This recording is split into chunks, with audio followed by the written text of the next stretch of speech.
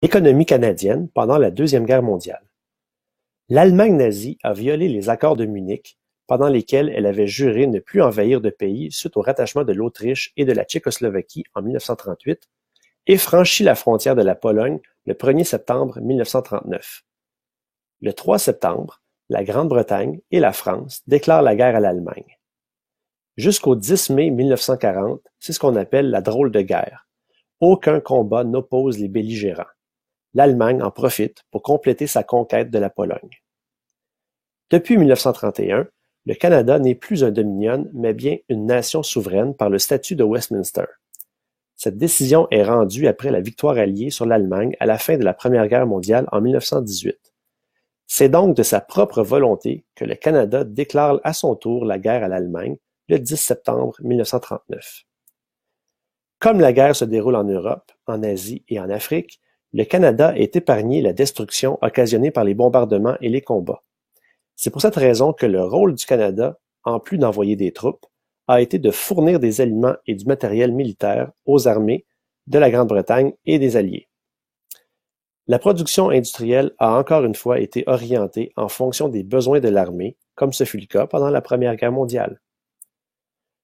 La forte demande des Alliés permet d'augmenter la production industrielle et de permettre au Canada de vivre une période de prospérité qui mettra définitivement fin à la crise économique amorcée en octobre 1929. Le Canada profite de la drôle de guerre pour mettre en place son effort de guerre.